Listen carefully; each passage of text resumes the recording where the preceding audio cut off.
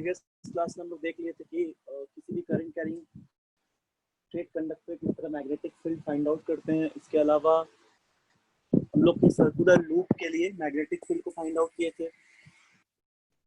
Magnetic field line से magnetic field को find out किए थे हम लोग सर्कुलर लूप के लिए। ठीक है, इसके अलावा हम लोग ये देखे थे कि कोई भी अगर हम लोग किसी करंट कैरिंग कंडक्टर को यदि किसी यूनिफॉर्म मैग्नेटिक फील्ड में रखते हैं, जैसे कि हम लोग एक करंट कैरिंग कंडक्टर लिए थे, उसको एक हॉर्सशू मैग्नेट के बीच में हम लोग प्लेस किए थे, तो वो क्या कर रहा था, वो टर्न कर रहा था, उस पर एक टर्निंग या फिर एक ऐसा बोल सकते हैं कि वो टर्न कर रहा था, उस पर टर्निंग फोर्स लग रहा था। तो करंट कैरिंग वायर को जब हम लोग किसी मैग्नेटिक फील्ड पे रखते हैं, यूनिफॉर्म मैग्नेटिक फील्ड पे, तो उस पर फोर्स लगता है ना। F equal to B I करके हम लोग फाइंड किए थे। तो यहाँ तक हम लोग पिछले क्लास में देख चुके हैं। ठीक है, आज हम लोग देखेंगे मोटर क्या होता है, डीसी मोटर। इसके अलावा डीसी मोटर किस प्रिंसिपल पे बेस्ड है, उसी प्रिंसिपल पे बेस्ड है कि करंट कैरिंग लूप को अगर मैग्नेटिक फील्ड के बीच में हम लोग रखते हैं, ठीक है, तो वो फोर्स एक्सर्ट करता है। उसी प्रिंसिपल बेस्ड है मोटर। मोटर पढ़ने के बाद हम लोग इलेक्ट्रोमैग्नेटिक इंडक्शन पढ़ेंगे। उसमें हम लोग Faraday law of electromagnetic induction देखेंगे, और उसके बाद हम लोग पढ़ेंगे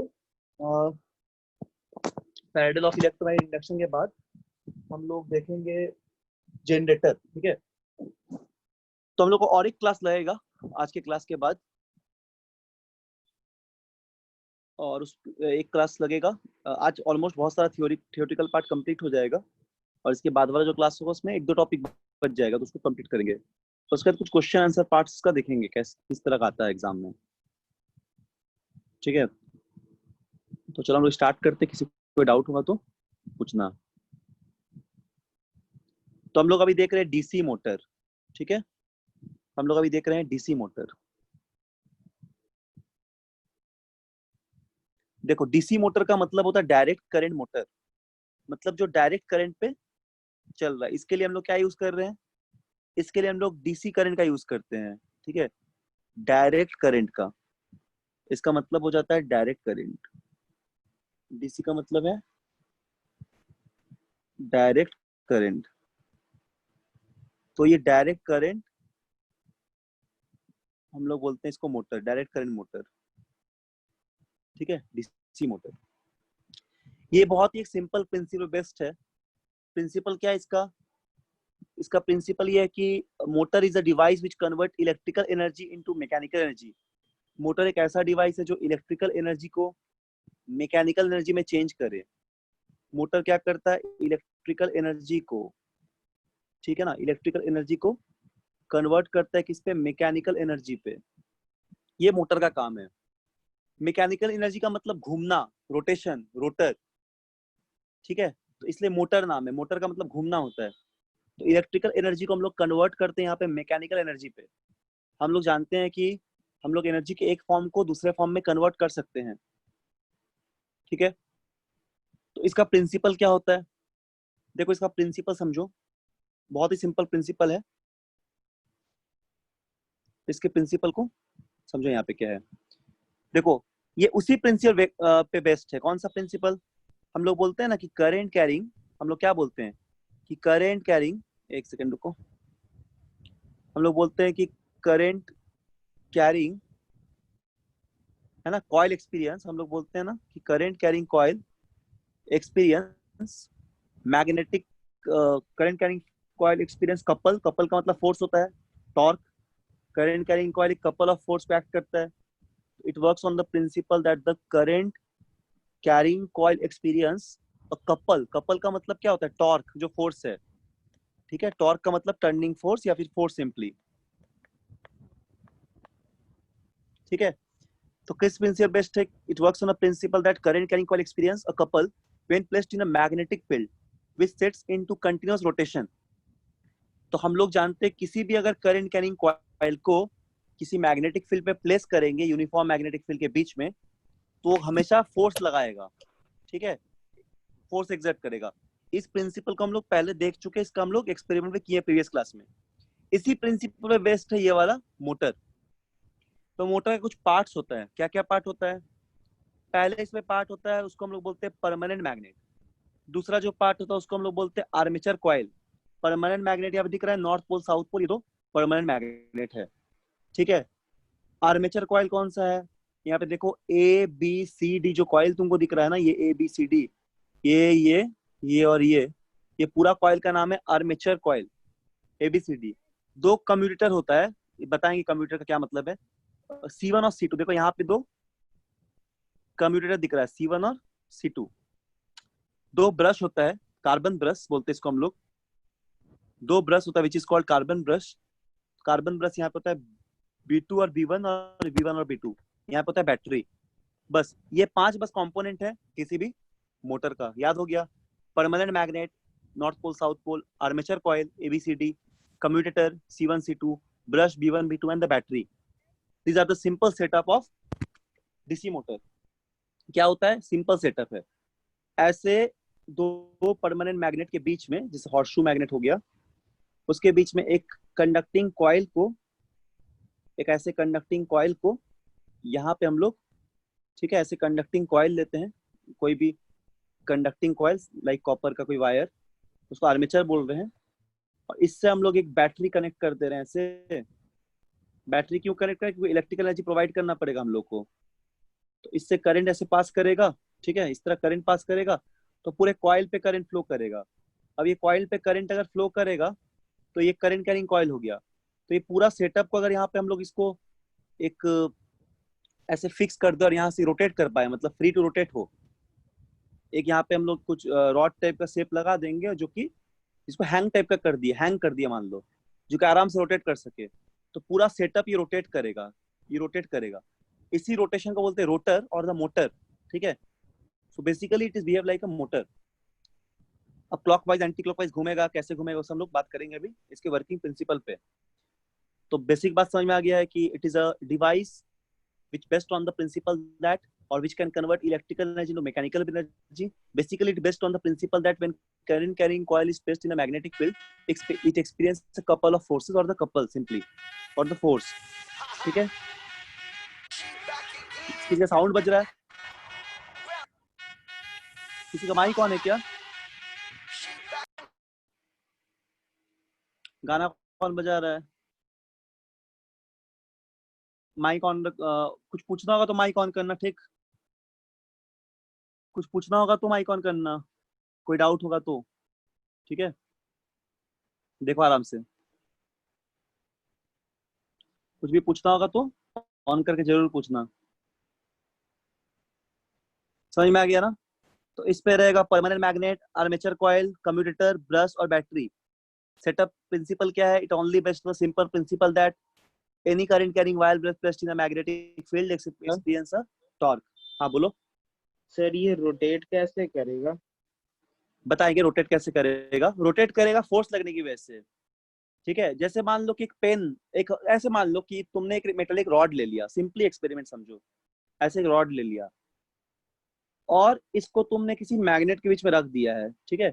अब ये करंट कैरिंग रॉड है, तो इस पे फोर्स लगेगा तो घूमेगा ना अपने जगह से। Yes sir. समझ लो ना? Yes sir. ये प्रिंसिपल हम पहले भी पढ़ चुके हैं, लिए थे ना, एक कंडक्टर लिए थे, उसको तार लगा के यस हम लोग सर। सेट किए थे प्रीवियस क्लास में, उसी प्रिंसिपल बेस्ड है। लेकिन तब भी कैसे फुल रोटेट करेगा वो, इस पे हम लोग पढ़ेंगे अभी।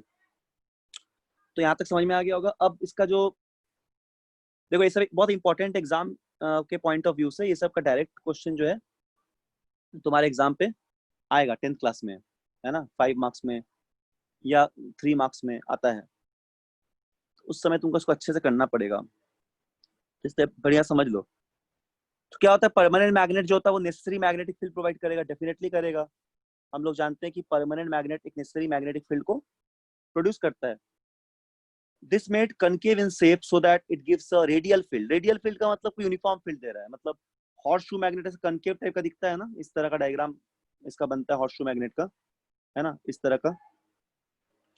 ऐसा हॉर्सशू मैग्नेट रहेगा, दो पोल रहेगा, north pole and south pole. So basically ये रहेगा एक नॉर्थ पोल और यहाँ पे एक रहेगा साउथ पोल। तो it gives the radial magnetic field. In a big motor, in order to have strong magnetic field, electromagnet are use. आजकल जो थोड़ा हेवी मोटर होता है उसमें हम लोग परमानेंट मैग्नेट यूज नहीं करते, उस समय लोग इलेक्ट्रोमैग्नेट यूज करते हैं, क्योंकि ज्यादा पावरफुल मोटर चाहिए हम लोग को, ठीक है। अब इसके बाद आते हैं आर्मेचर कॉइल पे। आर्मेचर कॉइल कंसिस्ट करता है large number of insulated copper coils. Armature coil का मतलब होता है ये जो कॉइल हमको यहाँ दिख रहा है ABCD, which is the armature coil, जो कि इस तरह का बेसिकली दिखता है, ऐसे टाइप का। इसमें बहुत सारा ऐसा टर्न्स होता है, इस तरह इंसुलेटेड कॉपर वायर्स का, और ये पूरा सेटअप को हम लोग बोलते हैं इस तरह का। This is called the your armature coil, this basically armature coil. इसको सॉफ्ट आयरन कोर पे लैमिनेट किया जाता है। फंक्शन ऑफ द कॉइल क्या है? Function of the coil is to set up magnetic field when the current is pass through it. जब current pass करेगा तो ये कॉइल मैग्नेटिक फील्ड को सेटअप करता है, कोर को लैमिनेट करते हैं किसी भी तरह का एनर्जी लॉस होने में। एडी करंट का मतलब होता है एनर्जी लॉस, इसलिए हम उसको कवर करके रखते हैं, कोर को लैमिनेट करके रखते हैं। और स्ट्रॉन्ग मैग्नेटिक फील्ड प्रोवाइड करने के लिए हम लोग करंट इस पे फ्लो कराना पड़ेगा through the coil. Definitely current carrying coil होगा तभी तो मैग्नेटिक फील्ड प्रोड्यूस होगा। तो ये एक बेसिक बात समझ में आ गया यहाँ से यहाँ तक, बहुत सिंपल से लैंग्वेज में है। फिर से हम इसको एक बार समरी बता देते इसका क्या बोले अब तक, सुन लो ध्यान से, ठीक है। मोटर का मतलब होता है ऐसा कोई डिवाइस जो इलेक्ट्रिकल एनर्जी को मैकेनिकल एनर्जी में कन्वर्ट कर दे। ये किस प्रिंसिपल बेस्ड है? ये सिंपल से उसी प्रिंसिपल बेस्ड है। कौन सा? यदि कोई करंट कैरिंग वायर को हम लोग, करंट कैरिंग कॉइल को किसी यूनिफॉर्म मैग्नेटिक फील्ड पे रखते हैं या फिर किसी मैग्नेटिक फील्ड में रखते हैं तो वो फोर्स एक्सपीरियंस करेगा, ठीक है, और रोटेट करेगा। इसका कुछ मेजर पार्ट्स होता है। Permanent magnet, north pole south pole, armature coil जो कि एक कंडक्टिंग कॉइल होता है ABCD, कम्यूटेटर इसके बारे में बात करेंगे अभी, C1 C2, brush, V1 V2 इसको कार्बन ब्रश बोलते हैं, और battery, battery electrical energy supply करता है, ठीक है। तो यहाँ तक बेसिक बात समझ में आ गया। अब सारे डिवाइस को हम लोग देखते हैं कि सारे डिवाइस का क्या क्या काम है। तो पहला जो डिवाइस उसका नाम है सर कम्यूटेटर। हाँ बोलो सर बोलो। वहाँ पे एमेचर में जो ईडी करंट लॉस वहाँ पे क्या बोले, समझ में नहीं आया वहाँ पे, एक एडी बार करंट बता। लॉस का मतलब होता है, एडी करंट लॉस का मतलब होता है एनर्जी लॉस, उतना समझ लो। एडी करंट लॉस का मतलब होता है एनर्जी लॉस, यानी कि हम लोग किसी भी तरह का एनर्जी को लॉस नहीं कर रहे हैं, है ना। लॉस मतलब कहीं दूसरे फॉर्म में ट्रांसफर नहीं होगा, हिट के फॉर्म में या किसी फॉर्म में। तो यहाँ पे लॉस नहीं होगा, नो लॉस, इसका मतलब होता है नो लॉस। एडी करंट 12 में पढ़ोगे, एक टर्म है, ठीक है। तो इसका मतलब अभी के लिए इतना समझ लो कि एडी करंट का मतलब, एडी करंट लॉस मतलब कोई तरह का एनर्जी का लॉस नहीं हो रहा है। क्यों नहीं हो रहा है? क्योंकि हम लोग सॉफ्ट एंड कोर को लैमिनेट कर दे रहे हैं, हीट वगैरह डेवलप नहीं हो पा रहा है ना, लैमिनेट कर दे रहे हैं हम लोग to avoid any loss. Laminate का मतलब इसको हम लोग पूरी तरह से लैमिनेटेड कर दिए, कवर कर दिए हैं, ताकि कोई लॉस ना हो। ये टर्म मतलब नॉर्मल सा बात है कि हम लोग उसको लैमिनेट भी कर देते हैं, ठीक है, सॉफ्ट आयरन कोर को, यस सर। ठीक। इसके बाद एक टर्म आता है commutator. What is commutator? Commutator का मतलब होता है the end of the wire are connected with the two split ring. देखो डायग्राम पे, देखो वायर का एंड देख रहे हो ना, वायर का एंड कहाँ पे है? देखो हम डायग्राम से यहाँ पे इसको ग्रीन से दिखा रहे हैं। देखो वायर का एंड यहाँ पे है, यहाँ पे और यहाँ पे, इन दो जगह पे वायर का एंड है। इस वायर के एंड को दो स्प्लिट रिंग से, SPLIT स्प्लिट रिंग, ये वाला देखो स्पेलिंग यहाँ पे लिखा हुआ है। स्प्लिट का मतलब स्प्लिट करना, स्प्लिट का मतलब समझते ही हो। तो यहाँ पे हम इसको हम लोग बोलते हैं स्प्लिट रिंग, ठीक है। यहाँ पे दो स्प्लिट रिंग लगा रहता है। क्या नाम है इस रिंग का? C1 और C2। C1 and C2 are the two split ring. C1 और C2 जो कहाँ पे लगा है? वायर के एंड पे। फंक्शन क्या है इसका? इसका फंक्शन होता है, the function of the commutator is to change the direction of current. इसका काम होता है करंट के डायरेक्शन को चेंज करना हर एक हाफ रोटेशन पे। देखो ये तुमने एक डीसी करंट लिया, तुम लोग को आइडिया होगा कि डीसी करंट का मतलब होता है डायरेक्ट करंट, जो कि बेसिकली यूनी डायरेक्शनल होता है। यूनी डायरेक्शनल मतलब इसका सिंगल डायरेक्शन होता है ना। पढ़ते आ रहे हो क्लास 8 से, डीसी करंट, बैटरी रोटरी सब डीसी करंट है। तो DC current is basically unidirectional current जिसका सिंगल डायरेक्शन रहेगा। अगर एसी लेंगे तो वो बाई डायरेक्शनल करंट है, या उसका एक से ज्यादा डायरेक्शन रहेगा, but the DC current is simply unidirectional current. तो यहाँ पे डीसी करंट हम लोग ले रहे हैं, तो डीसी करंट के डायरेक्शन को हर एक हाफ साइकिल में बदलना है, क्योंकि ऐसे एक बार रोटेट कर जाएगा मान लो पूरा कॉइल, लेकिन कंप्लीट नहीं हो पाएगा जब तक ये डायरेक्शन नहीं पलटेंगे। तो डायरेक्शन पलट देंगे तो भी 360 में रोटेट करेगा। तो स्प्लिट रिंग का काम है हर एक हाफ रोटेशन में, मान लो आधा रोटेट किया, ठीक है, उसके बाद करंट का डायरेक्शन देखो यहाँ पे रिवर्स हो जाएगा। तो रिवर्स हो जाएगा तो ये पूरी तरह से घूमेगा। तो स्प्लिट रिंग का काम है हर एक, इतना याद रखो सिंपल लैंग्वेज में, अगर तुमसे पूछा जाए कि what is the working role of split ring commutator, तुम बोलोगे it is used to change the direction of current after every half rotation of the coil. ठीक है, it is only use of commutator, क्योंकि हम लोग को direction को पलटना पड़ेगा, यूनिडायरेक्शनल करंट है तो पूरा घुमाने के लिए करंट का डायरेक्शन बदलना पड़ता है, और स्प्लिटर का काम है हर एक हाफ साइकिल में डायरेक्शन को बदलना। इसके बाद काम आता है ब्रश का। ये ब्रश जो होता है ये कार्बन ब्रश होता है, it is basically carbon brush. ठीक है, ब्रश यहाँ पे कैसा ब्रश है? कार्बन ब्रश है। The function of two brush B1 and B2, जो दो ब्रश होता है B1 B2, वो एक इलेक्ट्रिकल कनेक्शन प्रोवाइड करता है from battery wire to the rotating coil. देखो यहाँ सभी को दिख रहा है, इसको हम सपोज, रुको, इसको हम एक ब्लैक कलर्स नहीं, इसको हम येलो कलर से हाईलाइट या ग्रीन कलर से हाईलाइट कर देते हैं। देखो यहाँ पे एक ब्रश दिख रहा है हम लोग को, और यहाँ पे एक ब्रश दिख रहा है। ठीक है, तो दो ब्रश कहाँ से कनेक्टेड है? दो ब्रश कनेक्टेड है स्प्लिट रिंग से, जो कि इलेक्ट्रिकल कनेक्शन प्रोवाइड करता है। देखो ये वाला कनेक्शन कहाँ चला गया? ये ब्रश से आया हुआ कनेक्शन सीधा बैटरी पे गया, तो ये इलेक्ट्रिकल कनेक्शन प्रोवाइड कर रहा है। ठीक है, इलेक्ट्रिकल कनेक्शन दे रहा है बैटरी से लेके, मतलब बैटरी वायर के रोटेटिंग कॉइल तक इलेक्ट्रिकल कनेक्शन प्रोवाइड कर रहा है। ये रोटेटिंग कॉइल को बैटरी को जोड़ रहा है बेसिकली ये ब्रश। ठीक है, इसको बोलते हैं हम लोग कार्बन ब्रश या फिर simply brushes, that is between the stationary part and the moving part of the electrical circuit. तो इलेक्ट्रिकल सर्किट का ये वाला पूरा मूविंग पार्ट हो गया, इतना वाला पार्ट जो है इसको हम लोग सपोज इस कलर से दिखाते हैं। ये वाला जो पार्ट है पूरा, this is the moving part, और ये वाला जो पार्ट है, जो ये पार्ट हो गया, ठीक, जो ये वाला पार्ट हो गया, this is basically stationary part. तो ये हो गया मूविंग पार्ट, ये हो गया स्टेशनरी पार्ट। तो कार्बन ब्रश का काम क्या है? इस मूविंग पार्ट से स्टेशनरी पार्ट को कनेक्ट करना, ये है कार्बन ब्रश का काम। बोलो सबको समझ में आ रहा है कि कोई डाउट हो रहा है? पूछो, अच्छे से सर समझ लो वहाँ ताकि पे याद ना जो करना पड़े। बोलो। सर वहाँ पे जो कॉम्बिनेटर है वो हाफ टर्न के बाद डायरेक्शन चेंज हो जाता है करंट का। हाँ, डायरेक्शन चेंज करेगा वो स्प्लिट रिंग, करंट के डायरेक्शन को पलटे बदलेगा तब जाके पूरा रोटेट करेगा कॉइल, क्योंकि कॉइल को पूरा रोटेट करने के लिए आज फोर्स लग रहा है। अब तो उल्टा डायरेक्शन में अगर करंट को प्रोवाइड करोगे तब इधर घुमाएगा, उसकी वजह से पूरा कंप्लीट रोटेशन होगा, है ना। वो यस वर्क सर। में हम लोग देखेंगे अभी। उसका काम है करंट के डायरेक्शन को पलटना ताकि पूरा कॉइल रोटेट कर पाए 360 डिग्री। वो कंटिन्यू रोटेट करता रहेगा, वो खुद ब खुद चेंज हो जाएगा हर एक हाफ साइकिल पे, और बहुत फास्ट कॉइल रोटेट करेगा। इसी को मोटर बोलते हैं हम लोग, और एक मैकेनिकल एनर्जी को जनरेट करेगा। ठीक है, बोलो और कोई यस डाउट है? सर। नो ठीक है, सर। वेरी ठीक। इसके बाद काम है बैटरी का। तो बैटरी को तो सबको पता है, बैटरी का काम होता है इलेक्ट्रिकल एनर्जी प्रोवाइड करना। बैटरी क्या देता है? एक नेसेसरी इलेक्ट्रिकल एनर्जी देता है सिस्टम को, ये है बैटरी का काम। अब देखते हैं working of a motor, motor कैसे काम करता है। तो इतना पार्ट को लिख लोगे आराम से अपने लैंग्वेज में, और वर्किंग ऑफ मोटर को समझ लो कि मोटर कैसे काम कर रहा है।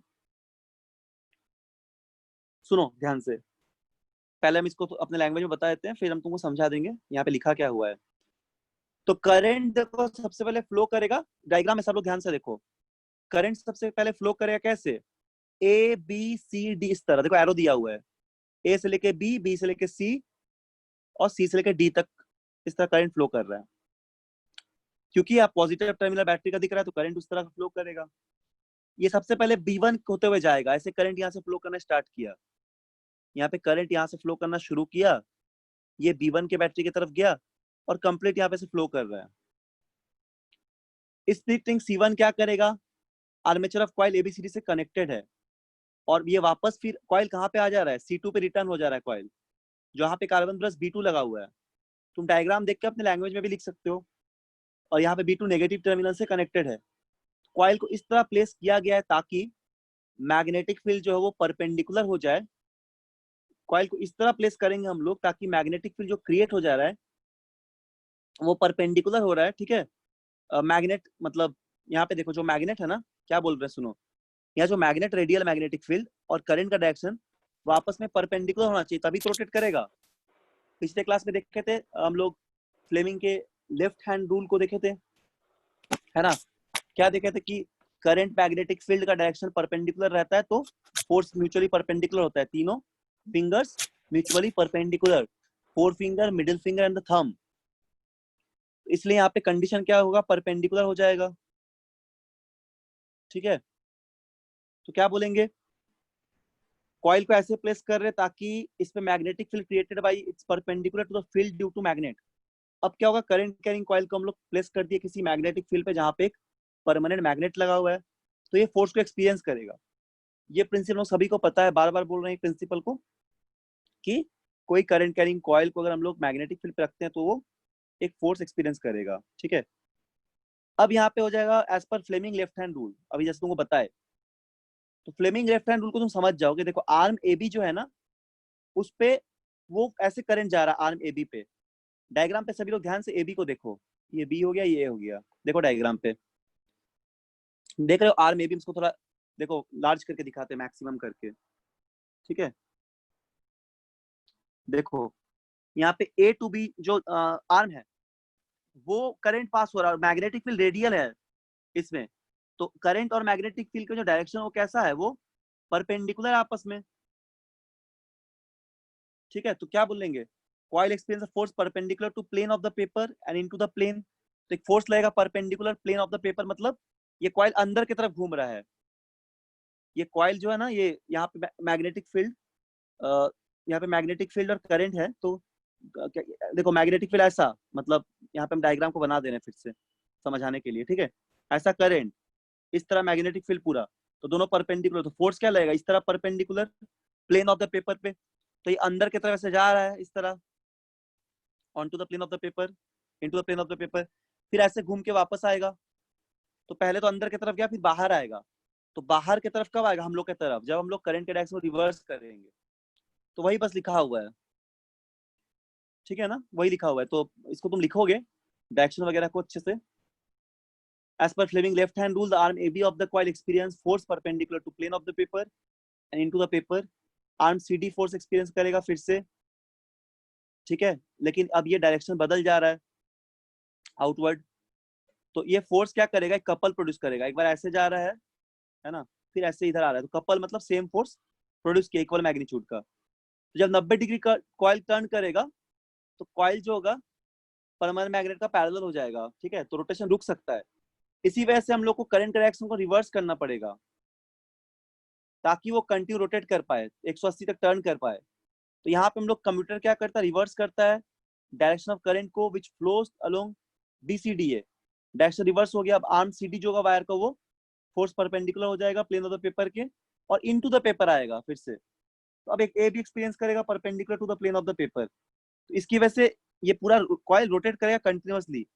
तो मोटर जो रोटेट करेगा कंटिन्यूअसली हर एक डायरेक्शन पे, ठीक है?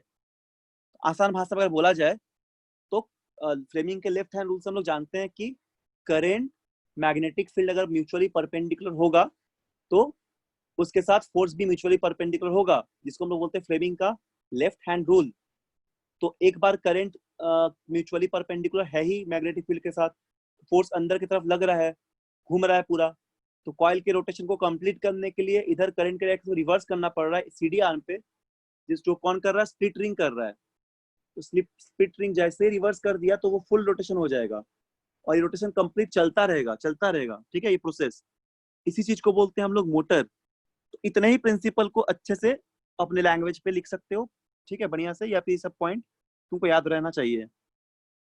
अब इस पे कुछ हम लोग का ऑब्जर्वेशन पॉइंट आया, तो द रिवॉल्यूशन पर मिनट, मतलब एक मिनट में जितना जितना बार घूमेगा वो इस फैक्टर पे डिपेंड करता है। कौन कौन सा फैक्टर, एक तो number of the turn off the coil, यानी कि कॉइल जो है उस पे कितना नंबर ऑफ टर्न्स है उस पे डिपेंड करेगा। दूसरा कॉइल का एरिया, मतलब कितना बड़ा कॉइल हम लोग लिए, एरिया क्या है कॉइल का, आर्मेचर कॉइल का एरिया कितना हम लोग लिए हैं। तीसरा magnitude of the current, current का मैग्नीट्यूड कैसा है, कितना ज्यादा है। और चौथा strength of the magnetic field. तो इन चार फैक्टर पे डिपेंड करेगा हम लोग का रिवॉल्यूशन। चार फैक्टर पे डिपेंड कर रहा है कि ये रिवॉल्व कैसे कर रहा है, ठीक है? इन चार फैक्टर पे डिपेंड कर रहा है कॉइल किस तरह रिवॉल्व कर रहा है, कि बहुत इंपॉर्टेंट फैक्टर्स है। एक हो गया number of turns of the coil, area of the coil, magnitude of the current and strength of the magnetic field. बोलो यहाँ तक कोई डाउट किसी को स्टार्टिंग से?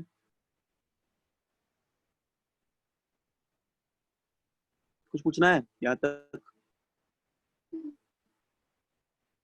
ये नोट्स तो पीडीएफ मिल जाएगा तुमको, तो लिखना नहीं, समझ जाओ अच्छे से, घर में लिखोगे, डायग्राम बनाओगे, लेकिन सब नोट कॉपी में नोट करोगे इसको, ठीक है? मोबाइल में नहीं रखना है। सर ये एरिया ऑफ कॉइल पे कैसे डिपेंड करेगा? एरिया ऑफ द कॉइल पे डिपेंड करेगा, क्योंकि जितना एरिया होता है ना उतना मैग्नेटिक फ्लक्स ज्यादा होगा। मैग्नेटिक फ्लक्स मतलब magnetic field per unit area, sorry मतलब ऐसे बोल सकते, रुको तुमको इस तरह समझाते हैं। जैसे एरिया मान लो ये हो गया, तो एरिया, जितना एरिया ज्यादा होगा कॉइल का, जैसे देखो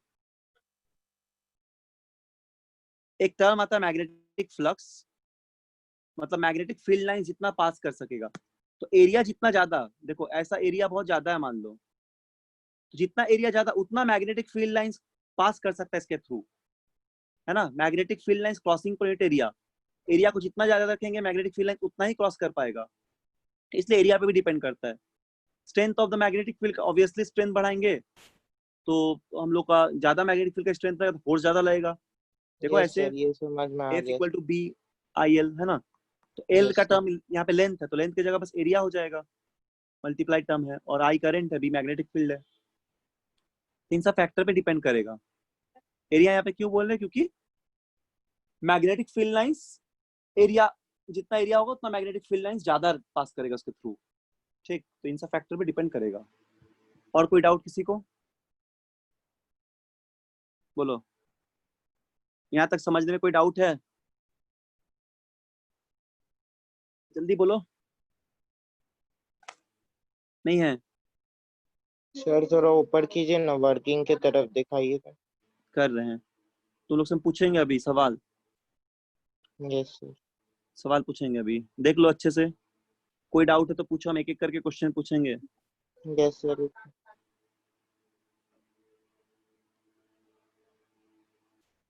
चलो ये याद हो जाना चाहिए, और इसको घर में अच्छे से लिखना एक बार कॉपी में, नोट कॉपी में सब लोग लिखना डायग्राम बना के। चलो बताओ, एक एक करके जो भी बता सकते हैं जिनको आता है, बताओगे तो तुम ही लोग के लिए अच्छा है, इसलिए बताना आंसर, ठीक? चलो एक एक करके पूछते हैं। What is the principle of motor, DC motor? जल्दी जल्दी, 1 मिनट 2 मिनट में, उससे टाइम नहीं। Sir, it works on the principle of force on a current carrying conductor is kept in a magnetic field experiences a force. हाँ, very good. Current carrying conductor placed in magnetic field always experience a force, ठीक, इसी principal पे best है। और it is a device which can convert electrical energy into mechanical energy. चलिए बाकी कोई बताइए, ये तो बता दिया एक आंसर, बाकी लोग बताओ, कोई भी बता सकते हैं। What is the role of commutator, split ring? जल्दी बोलो, Sir, याद रहेगा। commutator is used to rotate it every half rotation. नहीं, रोटेट नहीं, commutator use to change the direction of current for every half rotation, ठीक है? Current के direction को बदलेगा ना। Yes चलो sir. ठीक ठीक, वेरी गुड। चलो तुम कोशिश की हो जल्दी जल्दी। चलो बाकी लोग बताओ, कोई बाकी बताओ कि कौन बता सकता है कि ब्रश का क्या यूज है B1 B2 का? What is the use of brush? Anyone? Sir, it makes the part between moving and stationary object of the DC current, DC motor. हाँ मतलब ऐसे बोलना है, it can connect the stationary parts and the moving parts of the DC motor. इससे अच्छा और कैसे बोल पाओगे? ये तो हम लोग समझ रहे हैं अंडरस्टैंडिंग के लिए, और प्रॉपर साइंटिफिक तरीके से कैसे बोलोगे? बोलो, कोई कोई बाकी लोग भी बता सकते हो, बोलो जल्दी जल्दी, तुम लोग याद नहीं करना पड़ेगा, समझ जाओगे अच्छे से लिखोगे तो कभी भूलोगे नहीं, रटना नहीं है ये सब, समझ जाओ अच्छे से। और क्या काम हो जाए, और कैसे बता सकते हैं ब्रश को? क्या करता है ये बताओ? इलेक्ट्रिकल कनेक्शन प्रोवाइड करता है बैटरी से लेके कॉइल तक, ठीक है ना? पॉजिटिव टर्मिनल से नेगेटिव टर्मिनल तक इलेक्ट्रिक कनेक्शन को प्रोवाइड करता है, कॉइल के एंड तक, ठीक है? स्टेशनरी पार्ट और मूविंग पार्ट भी बोल सकते हैं हम लोग बिटवीन द सर्किट। अच्छा, कौन वर्किंग बताएगा? शॉर्ट में एकदम बोलो, कोई भी बताओ, जल्दी जल्दी बताओ वर्किंग, फिर हम दूसरा टॉपिक स्टार्ट करेंगे, मतलब इसके बाद मोटर के बाद फिर हम लोग ईएमआई पढ़ेंगे अभी, वो भी काफी मजेदार है ईएमआई, इसी पे है, इलेक्ट्रोमैग्नेटिक इंडक्शन। बोलो वर्किंग बोलो।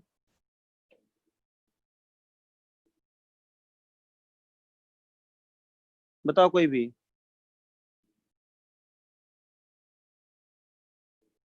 सर वर्किंग में बोलो।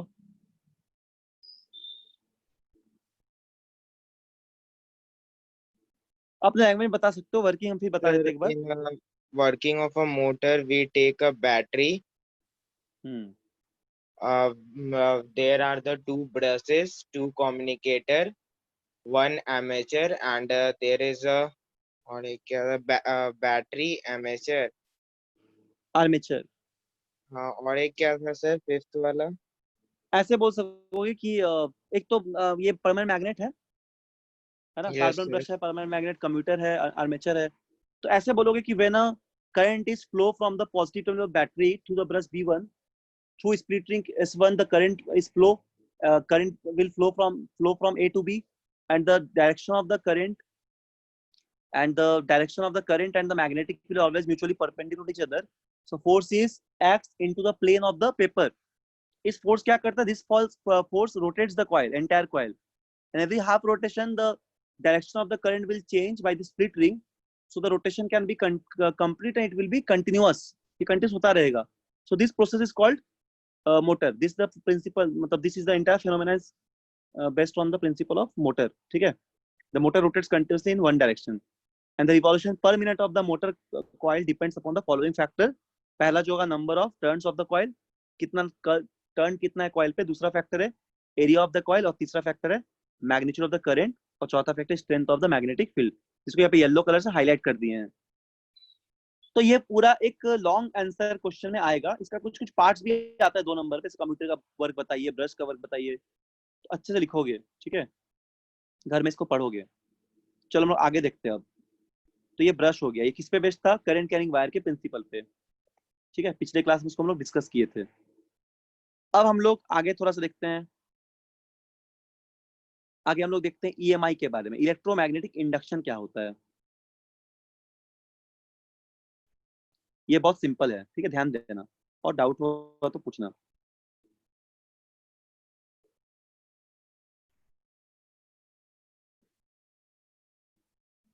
देखो, इंडक्शन का मतलब होता है विदाउट कॉन्टैक्ट. एक आसान भाषा में इसको याद रखो हमेशा, जब भी बोलेंगे इंडक्शन, इसका मतलब समझना विदाउट कॉन्टैक्ट. जैसे चार्ज बाय इंडक्शन, मतलब चार्ज हो रहा है एक बॉडी दूसरे बॉडी से बिना कोई कॉन्टैक्ट से, उस प्रोसेस को हम लोग बोलते हैं इंडक्शन. तो हम लोग जानते हैं, हम लोग देखे हैं कि करंट फ्लो करता है किसी भी कंडक्टर से, जब मैग्नेटिक फील्ड पे रखते हैं तो वो आपस में फोर्स को एक्सपीरियंस करता है. माइकल फैराडे नाम के एक साइंटिस्ट थे, जिनका नाम केमिस्ट्री में भी सुने हो, माइकल फैराडे, है ना, माइकल फैराडे. उन्होंने बहुत सारा एक्सपेरिमेंट किया, सीरीज ऑफ एक्सपेरिमेंट. ठीक, कैसे एक्सपेरिमेंट किया, हम एक्सपेरिमेंट थोड़ा समझाते हैं यहाँ पे. रुको, इसको हम थोड़ा सा नीचे एक डायग्राम यहाँ पे बनाते हैं एक्सपेरिमेंट्स का. देखो ध्यान से कैसे एक्सपेरिमेंट किए हैं वो. उन्होंने क्या किया था, इस तरह एक करंट कैरिंग कॉइल दिया, like solenoid, soft iron core पे ऐसे कंडक्टिंग कॉइल को उंड कर दिए हैं, है ना, और यहाँ पे कोई भी बैटरी वगैरह नहीं लगाए, वो बैटरी नहीं लगाए, इसको बस इस तरह कनेक्ट करके यहाँ पे एक गैल्वेनोमीटर लगा दिए, इसमें कुछ ऐसे नीडल लगा हुआ है ऐसा, और इस पे सॉफ्ट आयरन कोर पे इसको उंड कर दिए हैं. अब क्या किया गया, यहाँ पे एक मैग्नेट लिया गया, यहाँ पे इस तरह एक मैग्नेट लिया गया, बार मैग्नेट छोटा सा, ये एक बार मैग्नेट लिया गया, इसका 2 पोल है, नॉर्थ पोल और साउथ पोल, ठीक है. और देखो यहाँ पे कहीं पे कोई बैटरी, कोई एक्सटर्नल कनेक्शन नहीं लगाए हैं, कोई सर्किट कनेक्शन नहीं किए हैं. बस क्या यहाँ पे किया गया, वो क्या किए, इस कॉइल को बहुत रैपिडली टुवर्ड्स द, इस मैग्नेट को बहुत रैपिडली टुवर्ड्स द मैग्नेट और अवे फ्रॉम द मैग्नेट, इस तरह बहुत रैपिडली मूव कराते गए. समझ रहे हो ना, सिंपल एक्सपेरिमेंट है. एक कॉइल लिए हैं, कॉइल को हम लोग एक सॉफ्ट आयरन कोर पे वुंड कर दिए और उस पे गैल्वेनोमीटर को लगा दिए, उस पे कोई तरह का कनेक्शन नहीं लगाए हैं। अब क्या किए कि एक बार मैग्नेट को लिए और बार मैग्नेट को रैपिडली बहुत fast towards the coil and away from the coil move कराते जा रहे हैं, ऐसे ऐसे ऐसे करके डायग्राम में जो दिख रहा है। तो जब ऐसा करेंगे ना तो इसमें कॉइल में डिफ्लेक्शन नजर आएगा, ये कॉइल डिफ्लेक्ट करेगा, इस पे डिफ्लेक्शन नजर आएगा, ठीक है। Away from the coil towards the coil जब मूव कराते रहेंगे तो डिफ्लेक्शन आ जाएगा, और जब भी इसको रोक देंगे हम लोग तो ये स्टेशनरी हो जाएगा। इसी प्रिंसिपल को बोलते हैं इलेक्ट्रोमैग्नेटिक इंडक्शन, ईएमआई। अब देखो यहाँ पे डायग्राम को बढ़िया से डायग्राम बनाया गया एक्सपेरिमेंट का। यहाँ पे क्या दिख रहा है सभी को? देखो यहाँ पे एक बार मैग्नेट है, ठीक है, यहाँ पे एक बार मैग्नेट है ये वाला, और यहाँ पे एक क्या है, कोई कॉइल है, कोई भी कॉइल को वुंड कर दिए हैं। तो देख रहे हो यहाँ पे ध्यान से, हम लोग नॉर्थ पोल, मैग्नेट के नॉर्थ पोल को इस तरह कॉइल की तरफ ले जा रहे हैं, मूव करा रहे हैं। तो कॉइल में डिफ्लेक्शन ध्यान दो, कॉइल ऐसे डिफ्लेक्ट कर रहा है, इसको हम थोड़ा बढ़िया से यहाँ पे बनाते हैं एरो को फिर से, ऐसे कॉइल डिफ्लेक्ट कर रहा है, मतलब हम लोग मेरे राइट तरफ जा रही है, ठीक। फिर से क्या करोगे, जब तुम मैग्नेट को अवे फ्रॉम द कॉइल ले जा रहे हो तो यहाँ पे डायरेक्शन पलट जा रहा है, अब डिफ्लेक्ट ऐसे कर रहा है, ठीक है। फिर जब साउथ पोल को चेंज कर दोगे तो पोलैरिटी यहाँ पे इसका जस्ट अपोजिट हो जाएगा, साउथ पोल को ले आ रहे हो तो फिर से ऐसे डिफ्लेक्ट कर रहा है, और वापस जब पोलैरिटी को चेंज करोगे तो मतलब साउथ को जब अवे फ्रॉम द कॉइल ले जाओगे फिर ऐसे डिफ्लेक्ट करेगा। तो इस चारों डायग्राम पे इसका एक्सप्लेनेशन क्या देगा, फैराडे एक्सपेरिमेंट का। तो पहले में क्या किए, when magnet is moved toward the coil, its north pole towards the coil as shown in the figure, Faraday observed deflection of galvanometer. Amount of deflection उतना ज्यादा होगा जितना हम लोग रैपिडली मूव कराएंगे उस मैग्नेट को। दूसरा यहाँ पे क्या देखा गया, दूसरा पॉइंट, पहला पॉइंट ये था, जब हम लोग मैग्नेट को मूव कर रहे हैं away from the coil, deflection opposite direction में हो रहा है। फिर जब हम लोग मैग्नेट के पोलैरिटी को बदल दे रहे हैं तो यहाँ पे भी डिफ्लेक्शन का पोलैरिटी बदल जा रहा है, इसको फिर अगेन अगेन कर रहे हैं हम लोग। तो ये ऐसा क्यों हो रहा है, यहाँ पे हम लोग कोई बैटरी नहीं लगाए, एक्सटर्नल सर्किट नहीं लगाए हैं, तब भी ऐसा क्यों हो रहा है? ये हो रहा है इलेक्ट्रोमैग्नेटिक इंडक्शन की वजह से। इसी प्रिंसिपल को हम लोग बोलते हैं इलेक्ट्रोमैग्नेटिक इंडक्शन। इस पे एक इंड्यूस ईएमएफ जनरेट हो रहा है। जैसे ही हम लोग कॉइल को रोटेट करा रहे हैं ना, कॉइल को हम लोग जैसे ही रोटेट करा रहे हैं तो इसमें इंड्यूस ईएमएफ जनरेट हो रहा है। इंड्यूस ईएमएफ का मतलब होता है इंड्यूस इलेक्ट्रोमोटिव फोर्स या इंड्यूस वोल्टेज, समझ लो तुम अभी के लिए, जिसकी वजह से इंड्यूस करंट भी जनरेट होगा। तो विदाउट बैटरी कनेक्ट करते हुए भी कॉइल पे ऐसे करंट फ्लो करना शुरू किया, इस तरह करंट कॉइल पे करंट फ्लो कर रहा है, ठीक है, विदाउट बैटरी कनेक्ट, बिना किए हुए भी। इसी प्रोसेस को हम लोग बोलते हैं इलेक्ट्रोमैग्नेटिक इंडक्शन, और इस एक्सपेरिमेंट को बोलते हैं Faraday law of EMI, Faraday law of electromagnetic induction. अब क्या बताएं, जब तुम इस कॉइल को स्टेशनरी कर दोगे, यहाँ ध्यान दो, ये कॉइल स्टेशनरी है, अब इसको हम लोग मूव नहीं करा रहे हैं, ये कॉइल क्या हो जाएगा, दिस कॉइल इज स्टेशनरी। यहाँ पे ये कॉइल रेस्ट पे है, ठीक है, यहाँ पे ये कॉइल स्टेशनरी है, रेस्ट पे है। तो अब ये क्या हो जा रहा है, इस पे देखो डिफ्लेक्शन भी नहीं हो रहा है, डिफ्लेक्शन यहाँ पे जीरो है, जीरो डिफ्लेक्शन। तो जब हम लोग इसको रोटेट नहीं कराएंगे तब डिफ्लेक्शन नहीं होगा, समझ में आ गया? डिफ्लेक्शन कब होगा, जब कॉइल को हम लोग रैपिडली मूव कराएंगे towards the coil, sorry magnet को जब रैपिडली मूव कराएंगे towards the coil away from the coil, it will always deflect, galvanometer will always deflect, this called electromagnetic induction, ठीक है।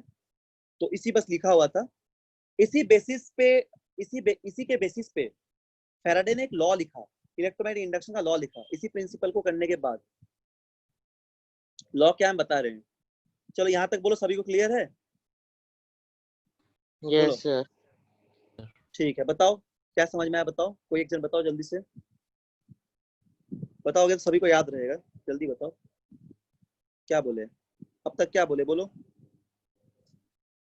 Sir, when we take a galvanometer and when we wound a soft iron and make it as a solenoid, and नहीं, when where we be wound soft iron नहीं, जब soft iron पे हम लोग उंड करते हैं किसी कंडक्टिंग yes sir, वायर को, सॉफ्ट आयरन को उंड नहीं करते हैं। uh, and when we take a bar magnet and move it away and towards it, it will show the deflection, and it will show the different deflection when when we change the polarity of the bar magnet. Very good. Deflection direction of deflection will also change, ठीक है। Yes sir. So this is the principle of Faraday experiments and this is called the Faraday law of electromagnetic induction। Direction याद रखोगे, north pole अगर coil की तरफ जाएगा तो deflection right side करेगा, अगर अवे फ्रॉम जाएगा तो लेफ्ट साइड करेगा, ठीक है। तो इन सबको बस डायग्राम को अच्छे लिखोगे एग्जाम में जब आएगा, या फिर जब भी इसको लिखोगे अपने कॉपी में, नोट कॉपी में, ये सब डायग्राम को काफी क्लियरली बनाओगे और अपने कॉपी में इसको लिखोगे, है ना, नोट करके नीचे नीचे डिफ्लेक्शन सबको लिखोगे। तो बहुत ही अच्छा चैप्टर है, बहुत डायग्राम इस चैप्टर पे, neat and clean diagram, concept वगैरह को बढ़िया से प्रैक्टिस कर लोगे तो कोई दिक्कत नहीं होगा। बहुत थ्योरेटिकल चैप्टर है ये 10th क्लास में। इस पे तुमको उतना न्यूमेरिकल भी नहीं मिलेगा, उतना क्या नहीं मिलेगा ही नहीं, बहुत ही थ्योरेटिकल है। इसमें मिलेगा लाइट चैप्टर मिलेगा, जो ऑप्टिक्स उसमें मिलेगा, इस पे बहुत थ्योरी है। इसमें डिवाइस के बारे में, मैग्नेटिक फील्ड के बारे में, फील्ड लाइंस के बारे में, उसके बाद different different current carrying wire, ये वाला फैराडे लॉ, इलेक्ट्रोमैग्नेटिक इंडक्शन, इसके अलावा हम लोग जो पढ़े मोटर, जनरेटर, यही सब का सवाल आता है। तो जितना थ्योरी पढ़ाए हैं उसको बढ़िया से पढ़ लो, 4 दिन में जो भी पढ़ाए हैं 4 क्लास में, अच्छे से घर में एक बार देख लेना, ठीक है। तो चलो इसके बाद हम लोग लॉ देखते हैं, फैराडे का लॉ एक्चुअली है क्या। ये थियोरेटिकल, इसलिए हम इसको तुमको नोट्स प्रॉपर दे रहे हैं, उसको तुम नोट कॉपी में लिखोगे, ठीक है। जो इंपॉर्टेंट पॉइंट्स को हाईलाइट करते हैं अच्छे से अपने लैंग्वेज में लिखोगे, या फिर इसको भी लिख सकते हो और याद रख सकते हो।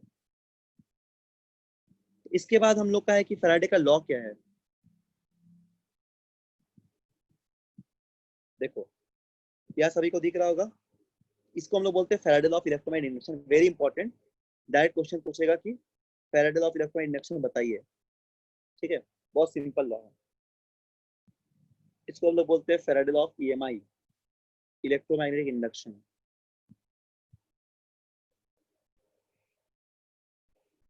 तो क्या हो जाएगा पहला लॉ, आराम से देखो।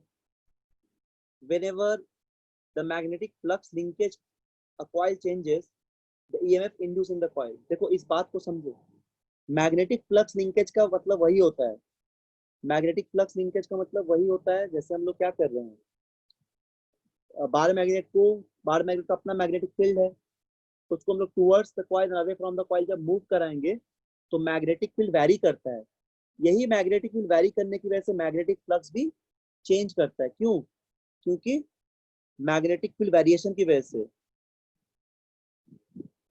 मैग्नेटिक फील्ड जो है वो वैरी करते रहता है ना,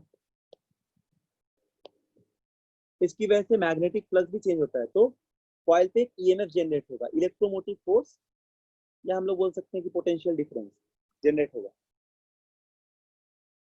तो मैग्नीट्यूड होगा इंड्यूस ईएमएफ का, वो डायरेक्टली प्रोपोर्शनल होगा rate of change of flux. मतलब जितना ज्यादा यहाँ पे ईएमएफ इंड्यूस होगा उतना ही ज्यादा रेट ऑफ फ्लक्स भी चेंज होगा। यानी कि फ्लक्स का मतलब वही, किसी भी टर्म को रेट कब बोलेंगे, जब उसको हम लोग टाइम से डिवाइड करते हैं। तो फ्लक्स को फाई बोल रहे हैं मैग्नेटिक फ्लक्स को, और टाइम को टी बोल रहे हैं। तो फ्लक्स बाय टाइम भी चेंज होगा कब, जितना ईएमएफ इंड्यूस होगा उसका डायरेक्टली प्रोपोर्शनल होगा। ये दूसरा पॉइंट है। तीसरा पॉइंट क्या हो जाएगा, इंड्यूस ईएमएफ जो का डिपेंड करेगा number of turns of the coil पे। ये हर मैग्नेट का हर सेक्शन पे हम लोग को दिख रहा है कि नंबर ऑफ टर्न्स पे जरूर डिपेंड करता है। मैग्नेटिक फील्ड बोलो, चाहे स्ट्रेंथ ऑफ द मैग्नेट बोलो, या फिर इंड्यूस ईएमएफ बोलो, वो टर्न पे जरूर डिपेंड करेगा। तो इस अब ऑब्जर्वेशन से हम लोग ये बोल सकते हैं कि जो रिलेटिव मोशन है मैग्नेट का, मैग्नेट को हम लोग मूव करा रहे थे, relative motion between the magnet and the coil, coil और मैग्नेट के बीच का जो रिलेटिव मोशन है, उससे हम लोग ये बोल सकते हैं कि EMF last so long as there is relative motion between the magnet and the coil. ठीक बात है, जब तक इसको हम लोग अवे फ्रॉम द मैग्नेट या टुवर्ड्स द मैग्नेट मूव कराएंगे तब तक इसमें ईएमएफ इंड्यूस करता रहेगा। बहुत ही सिंपल चीज है ये, सभी लोग समझ रहे हो। जब तक हम लोग मूव कराते जा रहे हैं उस मैग्नेट को कॉइल के अवे और कॉइल का टुवर्ड्स, तब तक ईएमएफ जो है उस पर इंड्यूस होता रहेगा। ठीक है, पहला बात। दूसरा, there is a no relative motion no EMF is produce, diagram में दिखा दिए। इसको रोक देंगे तो डिफ्लेक्शन क्या हो जाएगा, जीरो हो जाएगा, कोई डिफ्लेक्शन नहीं। तो ये 5 मिनट की तैयारी हो जाएगा, 10 मिनट पढ़ोगे ना, 5-10 मिनट, तब भी तुम्हारे दिमाग में रहेगा, जब से समझ जाओगे तो। और एक क्या बात है, magnitude of EMF depends upon the relative speed. Definitely relative speed भी डिपेंड करेगा, higher the speed higher is the EMF. EMF का मतलब कॉइल में पोटेंशियल जो जनरेट हो रहा है। इन फॉलोइंग ऑब्जर्वेशन से हम लोग इसको लिख सकते हैं। फॉर्मूला तुम लोग किताब में नहीं दिया रहेगा एनसीईआरटी में, बट तुम लोग स्कूल के एग्जाम में लिख सकते हो अगर आएगा ये लॉ एक्स्ट्रा पॉइंट में, तो बहुत सही है ये। एक्चुअली ई का मतलब होता है ईएमएफ, एन का मतलब होता है number of turn, minus sign यहाँ पे डायरेक्शन शो करता है, वो अपोज करेगा चेंज को, इसीलिए। और फाई को फ्लक्स दिखा रहा है, डी फाई मतलब एक डिफरेंशियल टर्म है, D phi by D T. अगर डी नहीं लिखना है तो सीधा सीधा तुम इसको ऐसे भी लिख सकते हो, minus N delta phi by delta T. इसको बोलते हैं इंड्यूस ईएमएफ का formula. From the observation of Faraday experiment, electromagnetic induction and its law can also be studied the replacing the permanent magnet with electromagnet। इसी law की वजह से हम लोग परमानेंट मैग्नेट को इलेक्ट्रोमैग्नेट पे चेंज करते हैं। ठीक है, जैसे देखो कैसे कर रहे हैं। जैसे यहाँ पे दो कॉइल लिए, कॉइल ए और कॉइल बी, दोनों को सॉफ्ट आयरन कोर पे उंड कर दिए सेपरेट डिस्टेंस लगा के, और कॉइल ए को हम लोग कनेक्ट कर दिए गैल्वेनोमीटर से, जबकि कॉइल बी को हम लोग कनेक्ट कर दिए बैटरी से। ठीक है, रियोस्टेट बैटरी वगैरह लगा दिए। ये एक्सपेरिमेंट बहुत इंपॉर्टेंट है, इसको भी ध्यान दो। ठीक है, अब जब when the two coils on a soft iron core separated by some distance connecting the end of the coil A with galvanometer and B with the battery, it is observed that needle of the galvanometer instantly jumps। क्या हो जाएगा ऐसा, जब हम लोग करेंगे ना तो गैल्वेनोमीटर का जो नीडल है ये देखना जंप करेगा, मतलब ये मूव करना शुरू करेगा। देखो लगाए हैं एक ही कॉइल में कनेक्शन, लेकिन ये कॉइल में मूवमेंट हो रहा है, क्यों? क्योंकि इसकी वजह से इसमें इंडक्शन हो जा रहा है। इस पे क्या हो जा रहा है, इसमें इंडक्शन हो रहा है कॉइल बी की वजह से कॉइल ए पे इंडक्शन हो जा रहा है। ठीक है, तो ऐसा क्यों होगा, one side and return to zero quickly whenever the key is close. अब यहाँ से अगर करंट को तुम क्लोज कर दोगे तो यहाँ भी डिफ्लेक्शन बंद हो जाएगा। Thus, disconnecting the coil from the battery, similar deflection are observed in galvanometer, but in opposite direction. Repeating the experiment after reversing the direction of current coil, similar observation are recorded। इसी तरह का observation होता रहेगा। तो ये भी समझ में आ गया, ये बेसिकली क्या है, ये बेसिकली इस ये वाला बात है, यहाँ पे लिखा गया, क्या लिखा गया है, the observation of Faraday experiment. ठीक है, इस पे क्या बोला जा रहा है, ये थोड़ा सा डार्क हो गया ना, तो लाइट इससे करते हैं। तो इस ऑब्जर्वेशन में क्या बोला जा रहा है, इसमें बोला जा रहा है observation Faraday experiment, electric induction and is law that can be studied replacing the permanent magnet with electromagnet. तुम परमानेंट मैग्नेट को बार मैग्नेट को चेंज करके तुम यहाँ पे क्या लेके आए हो, इस बार मैग्नेट को चेंज करके तुमने यहाँ पे एक इलेक्ट्रोमैग्नेट ले आए हो, उसके वजह से भी यहाँ पे डिफ्लेक्शन दिख रहा है हम लोग को, उसकी वजह से भी इंडक्शन होगा। इन एक ही बार मैग्नेट को मूव कराएंगे उससे होगा, उसके अगर तुम कोई इलेक्ट्रोमैग्नेट को भी रखोगे और उस पर करंट सप्लाई करोगे तब भी इस पर इंडक्शन होगा। ठीक है, तो इस फेनोमेना को हम लोग बोलते हैं इलेक्ट्रोमैग्नेटिक इंडक्शन। ये वाला एक्सपेरिमेंट बोलो चाहे वो वाला। ठीक, तो सभी लोग के बाद देख लो 5 मिनट में, जल्दी से यहाँ से देख लो, जहाँ पे बोलोगे यहाँ से देख लो क्या लिखा हुआ है, देख लो, या फिर डाउट हो तो फिर पूछो। तो बोलते हैं ईएमआई, इलेक्ट्रोमैग्नेटिक इंडक्शन।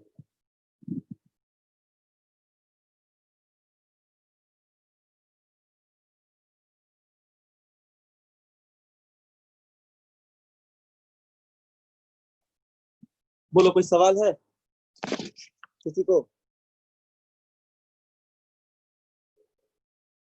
घर में लेकिन सब पढ़ाई करोगे तो भूल जाओगे।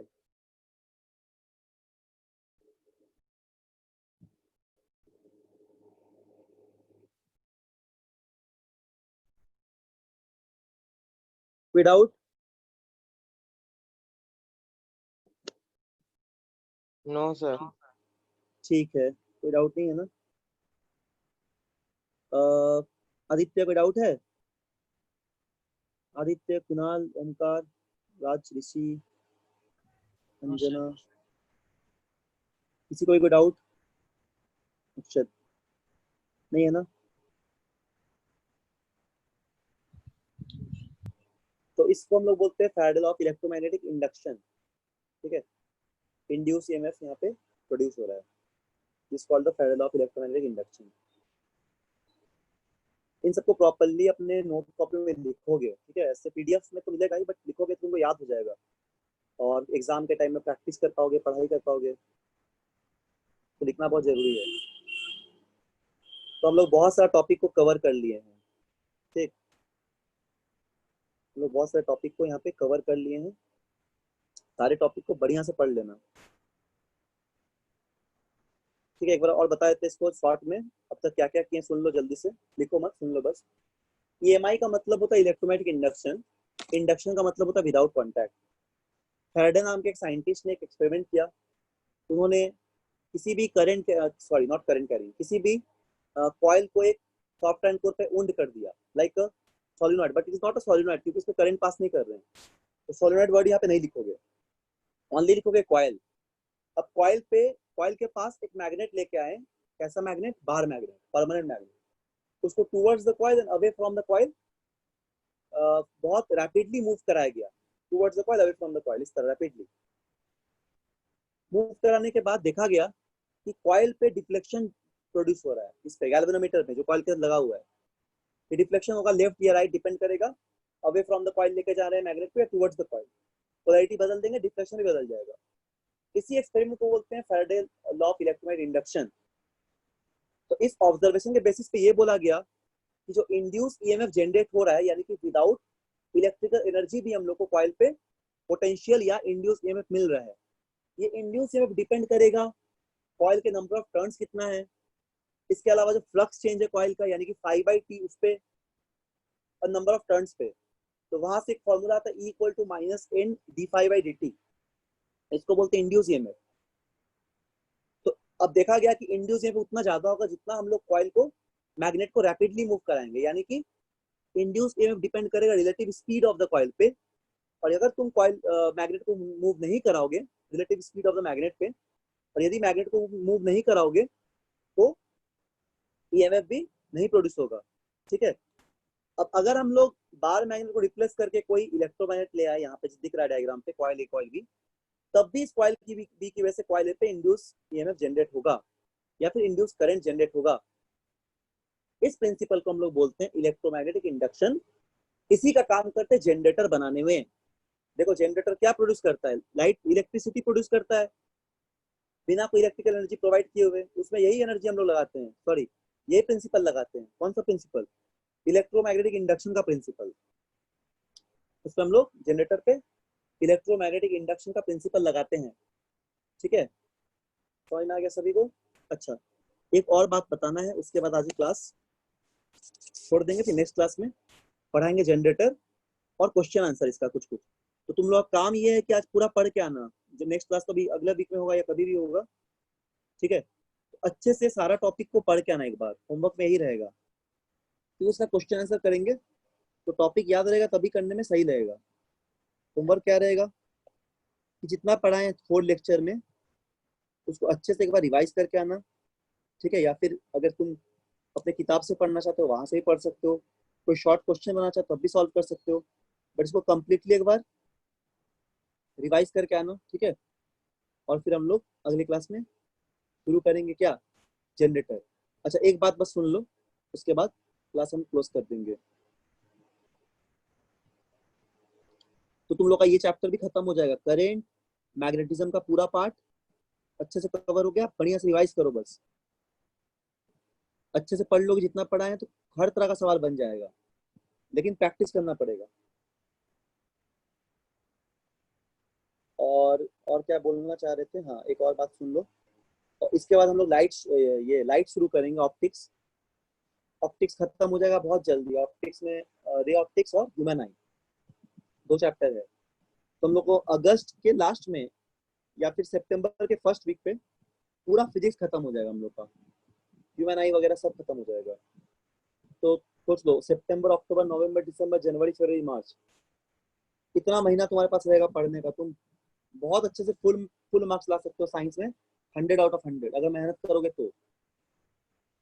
एक भी मार्क्स नहीं कटेगा, ठीक है। अगर अच्छे से क्वेश्चन आंसर प्रैक्टिस करोगे, सारे थ्योरी को पढ़ लोगे तो फुल मार्क्स आ जाएगा, ठीक है, कोई दिक्कत नहीं होगा। देखो, इसको बोलते हैं फ्लेमिंग राइट हैंड रूल। जैसे हम लोगों ने पढ़ा था लेफ्ट हैंड रूल, उसी तरह फ्लेमिंग का एक और रूल है, राइट हैंड रूल। अभी तक कितना रूल पढ़ चुके हैं हम लोग? पढ़े थे ampere circuital law, sorry ampere right hand rule, thumb rule, Fleming left hand rule, Maxwell screw rule, और ये फ्लेमिंग राइट हैंड रूल। इतना सारा रूल हम लोग पढ़ चुके हैं। तो राइट हैंड रूल क्या बोलता है? ये इंडक्शन पे यूज करते हैं, ठीक है, फॉर इंडक्शन। इसका काम है इंडक्शन करंट को डिटरमाइन करना। क्या इसका क्या काम करते हैं हम लोग? ये हम लोग को बताता है direction of induce current.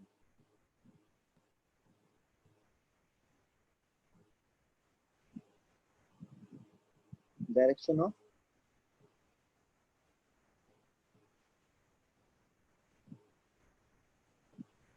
Induce current, ठीक है। इसका काम है डायरेक्शन ऑफ इंड्यूस करंट बताना। तो क्या बोला जाएगा? To determine the direction of induce current in a conductor. किसी भी कंडक्टर में अगर हम लोग इंड्यूस करेंगे डायरेक्शन को फाइंड करते हैं, ठीक है, जब उसको मैग्नेटिक फील्ड पे रख रहे हैं तो हम लोग फ्लेमिंग के राइट हैंड रूल को यूज करेंगे।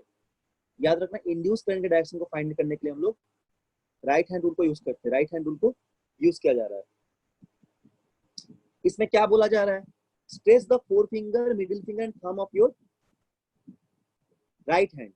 तो अपने राइट हैंड में सब लोग फोर फिंगर ले लो, मिडिल फिंगर ले लो, थंब ले लो, ठीक है। तीनों को अलग अलग कलर से बनाते हैं। सपोज ये वाला हो गया अपना फोर फिंगर, ये वाला फिंगर हो गया फोर फिंगर, ठीक है। ये वाला फिंगर हो गया हम लोग का मिडिल फिंगर, और देखो ये ऑरेंज वाला दिखता नहीं ठीक से, तो ऑरेंज वाला मिटा देते हैं, दूसरा भी कलर लेते हैं, ठीक है। तो एक सेकेंड, ये वाला ये दिखेगा अच्छे से। ये फिंगर हो गया कौन सा? मिडिल फिंगर, ठीक है। और जो थंब है, एक कौन सा ले रहे हैं हम लोग? थंब फिंगर ले रहे हैं। सपोज ये वाला थंब फिंगर, तीनों आपस में म्यूचुअली परपेंडिकुलर है, तीनों आपस में म्यूचुअली परपेंडिकुलर है। तो यदि हम लोग को फोर फिंगर जो है वो मैग्नेटिक फील्ड बताए, if four finger gives the magnetic field, ठीक है, यदि फोर फिंगर क्या दे? मैग्नेटिक फील्ड बताए, four finger gives the magnetic field and thumb of your right hand is the mutually perpendicular, ठीक है। तो क्या होगा? थंब जो होगा इंडिकेट करेगा मोशन। मोशन का मतलब जिस तरह हम लोग मैग्नेट को मूव करा रहे हैं वो वाला मोशन, ठीक है। तो हम लोग को जो मिडिल फिंगर वो करंट रिप्रेजेंट करेगा, मिडिल फिंगर में करंट देगा, यानी कि तीनों म्यूचुअली परपेंडिकुलर, ठीक है, यानी तीनों म्यूचुअली परपेंडिकुलर। तो ये अगर अपना क्या फोर फिंगर है, ये अगर मिडिल फिंगर है, तो इसका म्यूचुअली परपेंडिकुलर क्या हो जाएगा? ऐसे परपेंडिकुलर हो जाएगा। मान लो जैसे एक्स वाई जेड एक्सिस बनाते हैं, इस तरह बनाते हैं ना हम लोग। एक्स एक्सिस एक, एक क्या हो जाएगा? Y axis. इसका परपेंडिकुलर क्या एक्सिस होता है? इसका परपेंडिकुलर हो जाता है जेड एक्सिस। इसका परपेंडिकुलर होता है जेड एक्सिस, यानी कि ऐसा। तो तीनों आपस में म्यूचुअली परपेंडिकुलर, ठीक है। इस चीज को हम लोग बोलते हैं क्या? फ्लेमिंग का right hand rule. Stretch the four finger, middle finger and thumb of your right hand in three mutually perpendicular direction, such that forefinger represent the magnetic field, thumb represent the direction of motion, and the middle finger represent the induced current in the conductor. So this is called right hand rule. इसको हम लोग use करेंगे generator में। अगले class में लोग generator पढ़ेंगे ना, तो जनरेटर में हम लोग इस राइट हैंड रूल को यूज करेंगे। ठीक है, तो टॉपिक क्या क्या बचा अपने पास, जनरेटर बस बचा है, और हम लोग अभी तक जितना टॉपिक पढ़े हैं उससे रिलेटेड क्वेश्चन आंसर सॉल्व करेंगे। ठीक है, कुछ प्रॉब्लम सॉल्व करेंगे अभी तक का जितना चीज पढ़े उस पर, तो इसलिए इसको अच्छे से पढ़ के आना, सारा लेक्चर को अच्छे से पढ़ लेना। ठीक, और ये बताओ स्कूल में कौन सा चैप्टर चल रहा है अभी? सर बोलो। Human eye. हाँ, human eye. Human eye sir अच्छा, खत्म ही पहले होने वाला। करंट नहीं पढ़ाया गया था क्या? ह्यूमन आई चल नहीं रहा है। नहीं नहीं पहले सर, लाइट नहीं, पढ़, पहले लाइट लाइट ही। से शुरू हुआ था। पहले लाइट से शुरू हुआ। ठीक, हम लोग बहुत जल्दी लाइट में भी पहुंच जाएंगे, तो हम लोग करंट, मैग्नेटिज्म, लाइट सब कवर अप हो जाएगा अगस्त तक। फिर तुम लोग क्वेश्चन आंसर बहुत सारा कर सकते हो। ठीक है, कोई टॉपिक पे डाउट होगा उसको पढ़ सकते हो, क्वेश्चन आंसर कर सकते हो, बहुत टाइम रहेगा, सारा टॉपिक को बढ़िया से कवर कर लेंगे, बहुत टाइम रहेगा। ठीक है, तो इसलिए घर में थोड़ा मेहनत कर लो, ताकि एकदम स्कूल के एग्जाम हो या कोई भी एग्जाम हो फुल मार्क्स आए, और बढ़िया से लिख पाओ उसको, बेस्ट एकदम, डायग्राम नीट एंड क्लीन, सारा कॉन्सेप्ट एकदम क्लियरिटी के साथ।